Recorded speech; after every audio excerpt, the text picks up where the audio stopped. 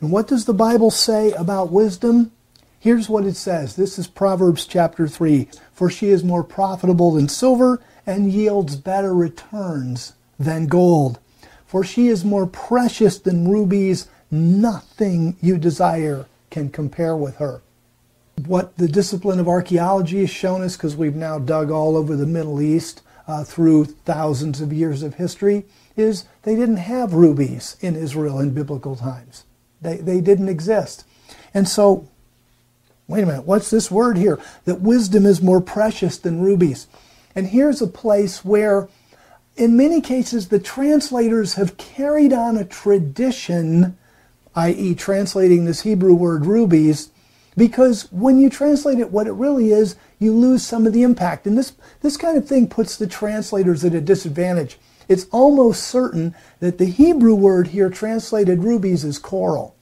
Or do you say, okay, all right, wait a minute. No, we get the point here that coral at that time was very precious, so today it's rubies and we're going to make it rubies.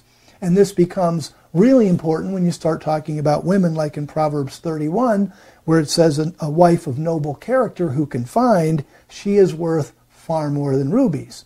And you godly women are, your worth is inexpressible. And so perhaps to say, well, you're worth more than coral, that might not give the best, the best representation of the text. I tend to fall on the literal end of the spectrum. I tend to say, no, translate it as it is in the biblical text and let the educated Christian learn about the culture of the Bible. But other people disagree with me, obviously, and go a different way. You can't change it. It's illegal. You cannot change what God said this is the definition. If God said that the children of Israel are likened unto blossoms in a garden, you cannot say they're rocks. You can't do that. Whatever He says is what it'll always be. Chariot parts, weapons of war, and horse and human remains would have long ago dissolved in the briny depths of the Yam Suf. We would not expect to find any vestige of the battlefield wreckage of Pharaoh's army after 3,400 years in the sea, unless there was a natural way that artifacts are preserved in a saltwater environment. Coral does not begin growing on sand or silt. They are living organisms that must have an object on which to attach and nutrients with which to grow. A unique feature of saltwater coral allows it to attach to a submerged artifact, derive nutrients from the decaying object, and grow in such a manner as to take on the shape of the artifact itself. In the absence of continuing nutrition, the coral dies and leaves a uniquely formed mineral deposit. Dr. Leonard Moller, a scientist with the Karolinska Institute in Stockholm, Sweden, which awards the Nobel Prize in the field of science, and an international team of research biologists led by Viveka Pantian, brought state-of-the-art scientific equipment to the Reed Sea crossing site in the spring of 2000. Moller and Pantian were skeptical at first, but became interested in the project after seeing evidence from a previous exploration of the site. What they found strewn across the bottom of the Reed Sea has shaken the religious and scientific community. Cameras mounted on remote-controlled submarines revealed coral-encrusted chariot parts, horse and human remains strewn like battlefield wreckage on the bottom of the Reed Sea.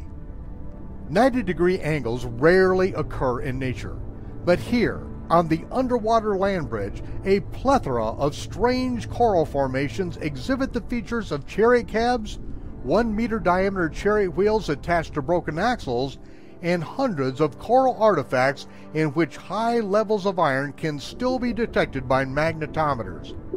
Scientific proof that this coral has attached itself to the metal artifacts that litter this underwater junkyard. Numerous circular artifacts evidencing a circumference of iron are randomly scattered over the underwater battleground. They measure approximately 1 meter in diameter, the very dimensions of the chariot wheels found in Tutankhamun's tomb. Some are resting on the seafloor near what appear to be solitary chariot cabs. Others are attached to broken axles. and some stand on a 1-meter circular coral base with an upright shaft the same width as an Egyptian chariot, and are crowned with another 1-meter diameter coral circle. Even a novice can readily see that these are not natural coral formations. After Israel returned the Sinai to Egypt in 1982, one 6-spoked chariot wheel was removed from the seafloor and taken to Cairo for examination. The director of the Egyptian Department of Antiquities, Nasif Muhammad Hassan, immediately identified the artifact as being a chariot wheel from the 18th dynasty, an identical match to the chariot wheels preserved in Tutankhamun's tomb. 18th dynasty chariot parts on the bottom of the Reed Sea fit perfectly with the inscriptions on the granite shrine of El Arish found in the 1860s. The inscriptions state that Pharaoh Tom vanished in a whirlpool at Pi-Hahiroth in a battle against a god. Pi-Hahiroth is the very place that the Hebrew Scriptures report Pharaoh's demise. The book of Shemot, Exodus, records that Israel was building a treasure city for the Pharaoh called Pi-Tom, city of Tom, at the time of the Exodus. Tom was the Pharaoh of the Exodus, not Ramses or Yul Brynner. The Yam Suf chariot parts and the El Arish inscriptions both contradict modern Egyptology, so further removal of artifacts from the crossing site for scientific analysis was immediately outlawed, and the 6-spoke chariot wheel was quickly buried in Egypt's antiquities archives. This gold-veneered, 4-spoke chariot wheel was photographed and buried in place with a marker buoy nearby.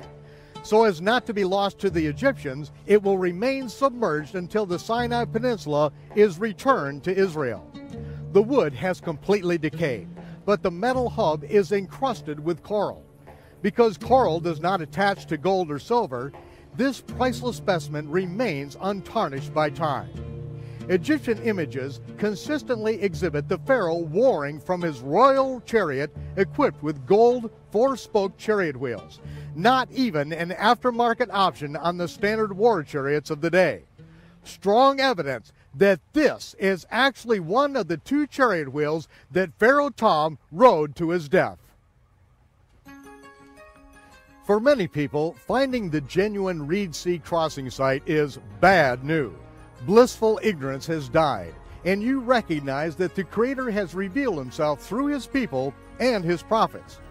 But this is good news to those who truly believe in the God of Israel and obey his commandments.